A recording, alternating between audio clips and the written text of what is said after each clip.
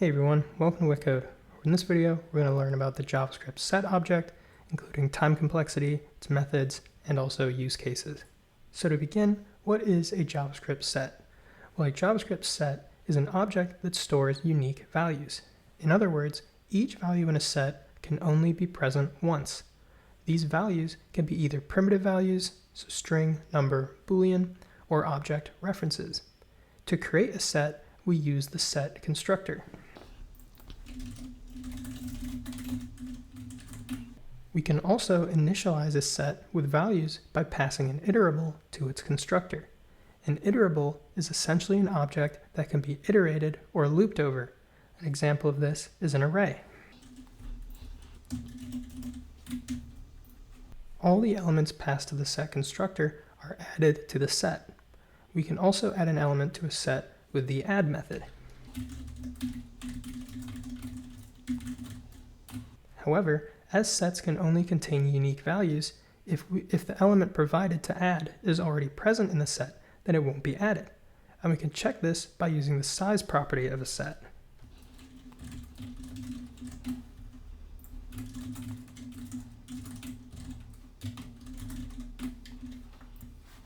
So here we add 4, we check the size, and it's 1, 2, 3, 4, so 4 elements long. And then we add 4 again, which is already present, and the size is still 4. But now let's add another value that isn't there. And we can see this is added, and now we have 5 elements.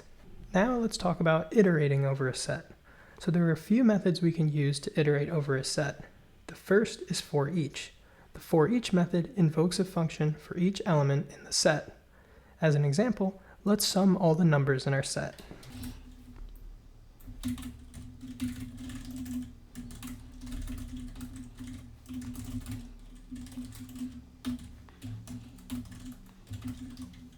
So here we can see 1 plus 2 plus 3 plus 4 is equal to 10.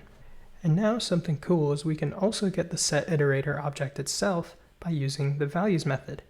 An iterator object has a next method that returns an object containing the current value and a boolean signaling if the iterator has been completely iterated through or not.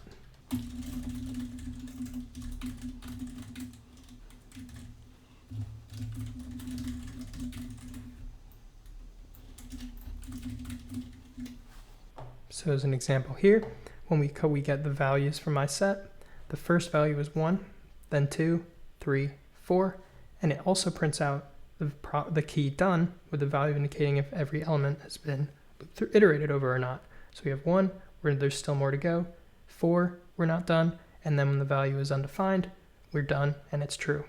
And now there is also a method called keys that can be called in a set that does the same thing as the value method. A set doesn't actually have keys. This method is simply an alias for the values method. So if we change this to keys, the same thing is printed out. Now another way to access values inside a set is with the entries method. And the entries method also returns an iterator object, but it returns an object where the value key has an array with the value listed twice, as opposed to listing the value once, like with values and keys. So here we can see value is an array with the values 1 and 1 and values 2 and 2. And so the reason for this method is to keep a set similar to the map object. And this is also the reason for the keys method, to keep the set API similar to the map object. And now also, from the information above, it is important to note that iterating through a set happens in insertion order. An insertion order is the order that each element was inserted into the set by the add method. So we can see no matter what, we were getting 1, 2, 3, and then 4 printed out in that order. Now let's discuss removing values from a set. So there are a couple methods to remove a value from a set. One of these is delete. The delete method removes the element provided and returns a boolean specifying whether the element was removed or not.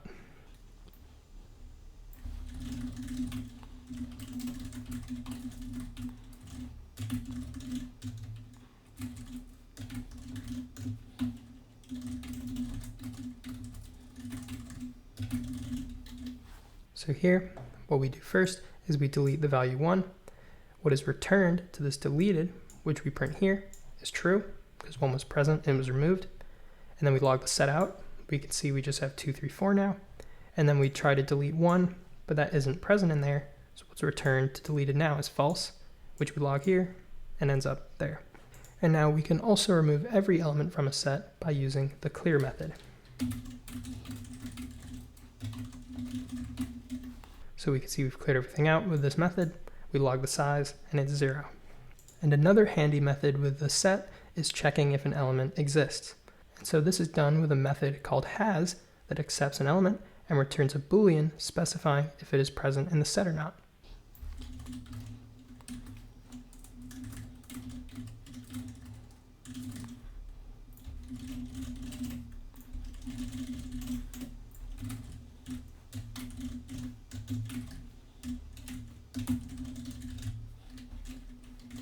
So let's get rid of this as well, actually. So we can see when we log present, if it has 1, this is true. If it has the number 45, it does not, and this is false. And finally, let's talk about a set and its use case, and also performance. So a set does have some performance benefits.